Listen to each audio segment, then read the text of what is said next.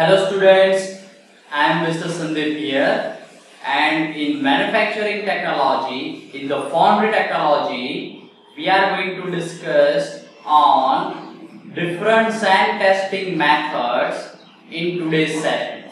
So in the foundry technology, we have been going through the different casting concept, different casting defect, and in today's session, we are going to discuss on molding sand testing methods, right? So let us start our today's session, which is based on sand testing, right? So in any casting process, you will require a molding sand. So sand is required for making of your mold, or say for making the cavity, right? So for that particular sand, you have to do some testing and checking of the sand, whether the taken sand is appropriate for your method or not, right? So different testing will be carried out on the sand particle or sand mass, and based on that, the sand will be qualified as a molding sand, which is appropriate for useful in casting process. So let us start our discussion on different sand testing methods. So here I list down the various testing carried out on the sand. So here let us start our discussion with sand testing method.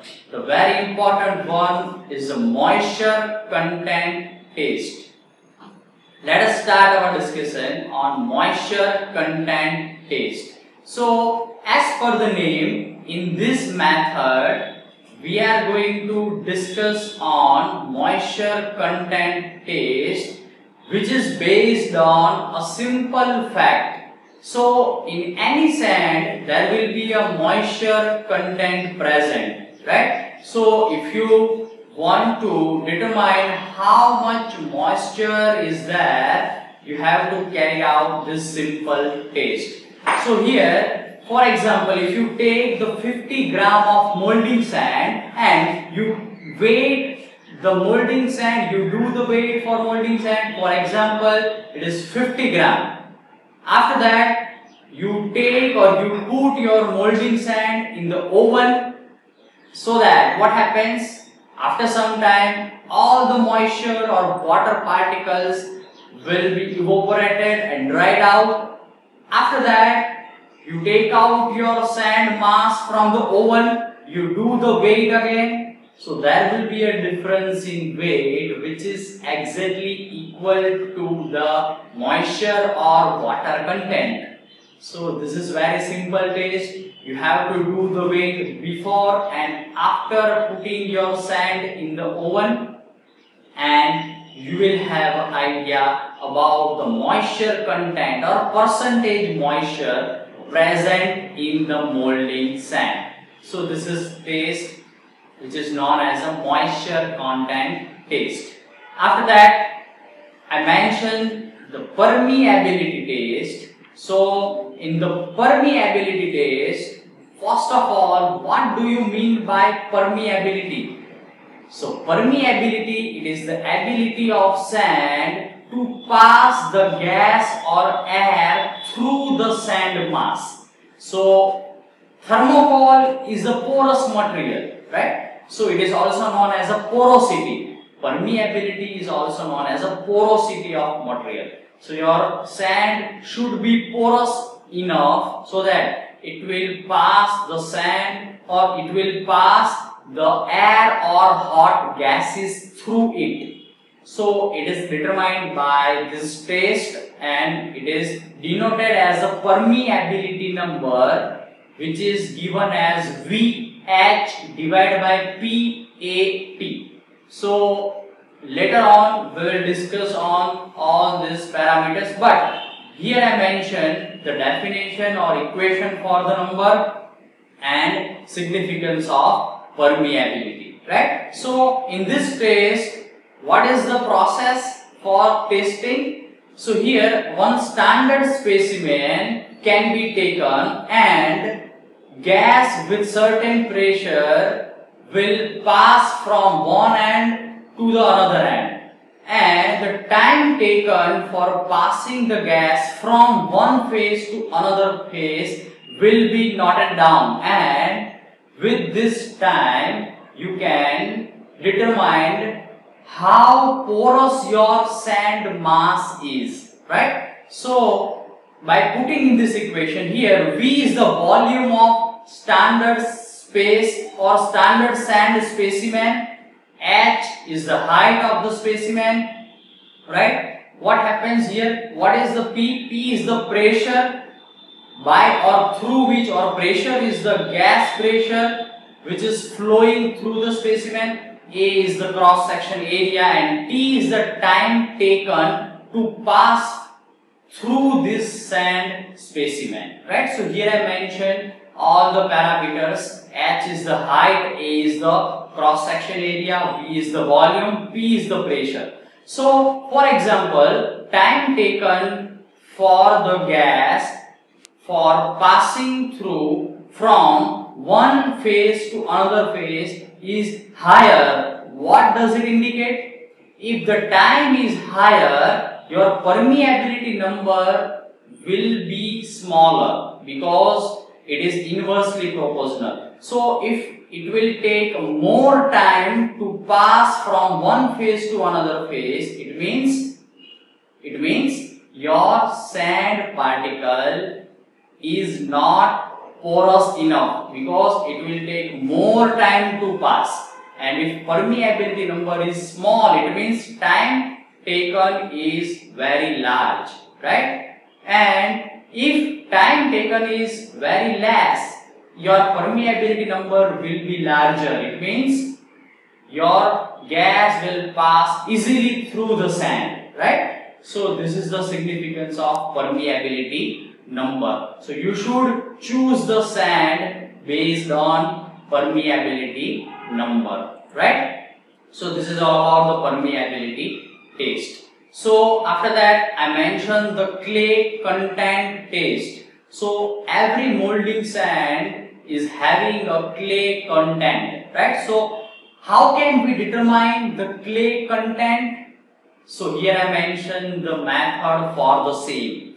So what is the method process, or what is the sequence for this? So first of all, you have to take a sample, say 50 gram of dry molding sand for the testing.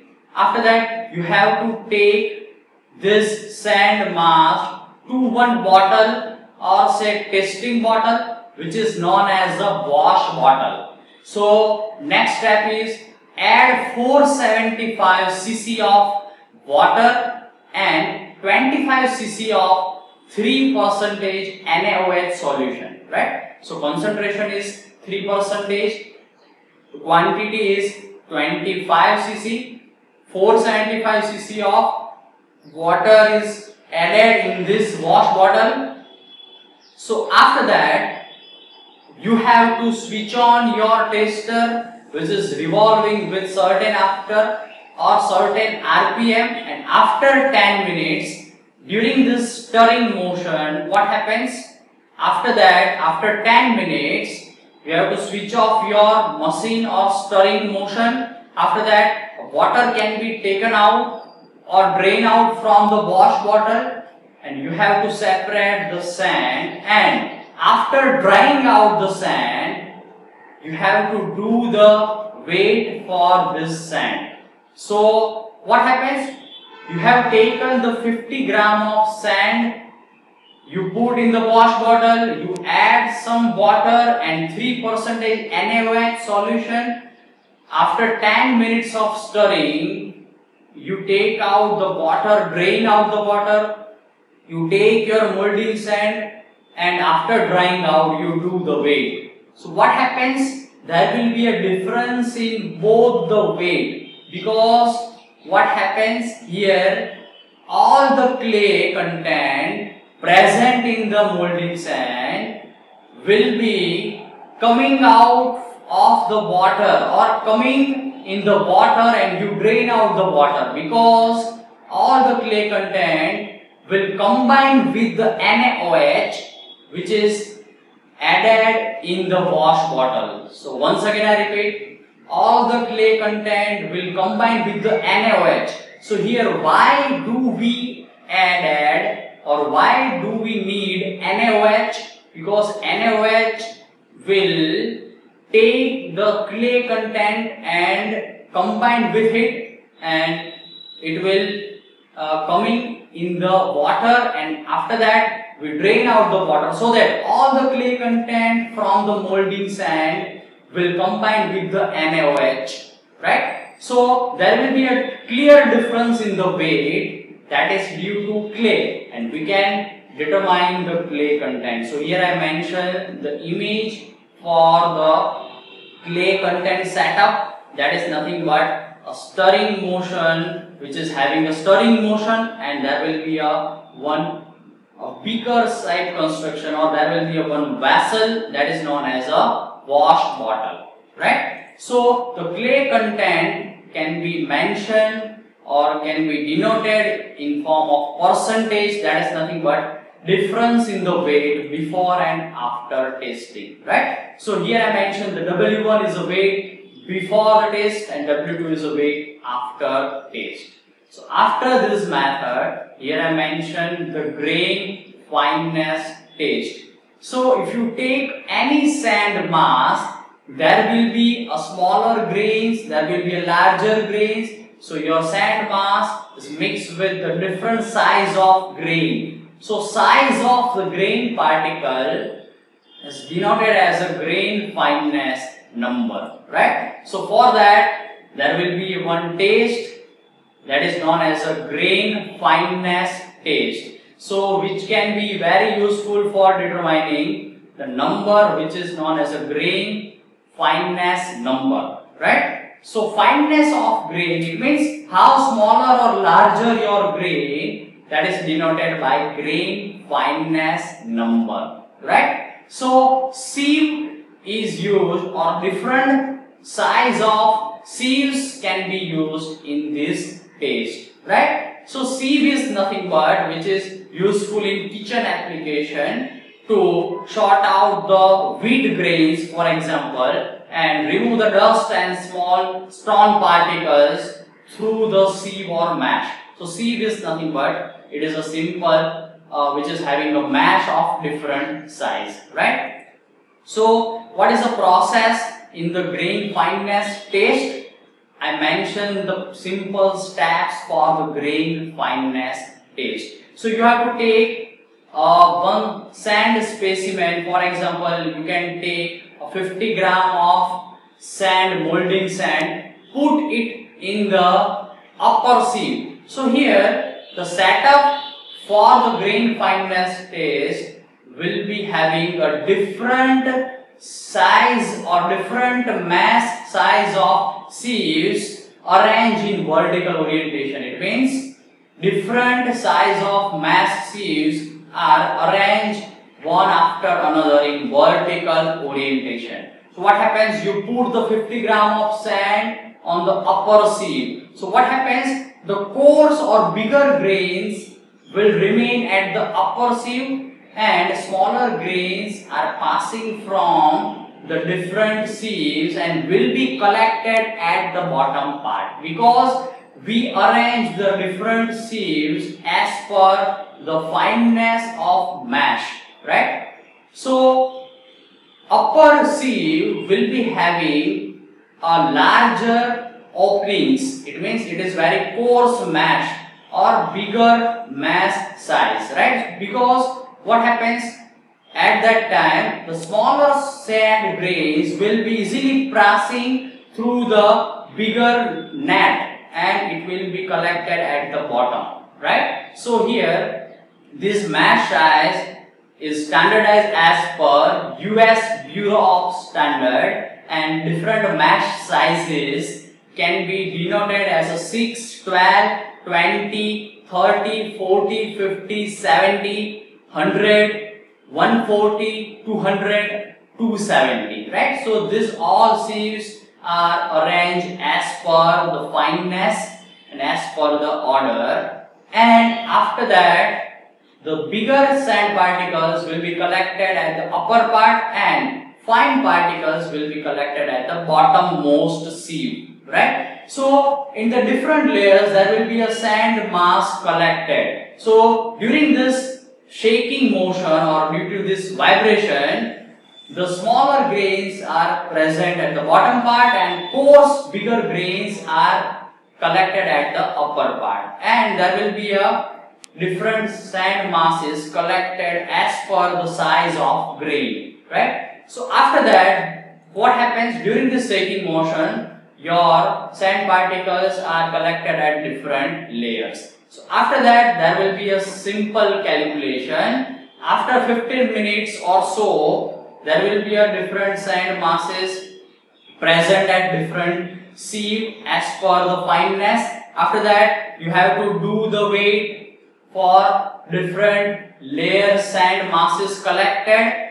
You have to multiply by 2, which will give the percentage of weight found at different layer, right? So there will be a multiplication factor. By multiplying the different masses at different layer, you will have a product. So how can we denote the grain fineness number? So I mentioned the equation for the grain fineness number. So which indicates the average size of grain size or grain of your sand mass, which is known as a grain fineness number. So it is nothing but a ratio of sum of the products. So product is nothing but which is product with the multiplication factor, and in the grain fineness number, it is the simple ratio of sum of the products to the percentage sum of sand mass, right?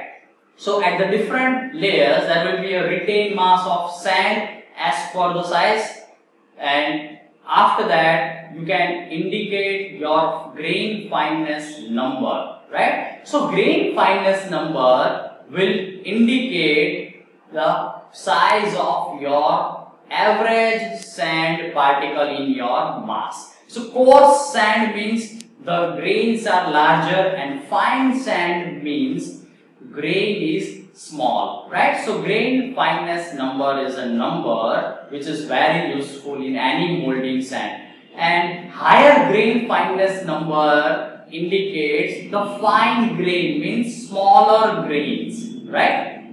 So this is all about the grain fineness test. Once again I repeat, the higher grain fineness number indicates your sand particles are very small, right? So as shown in figure, it is known as a fine sand.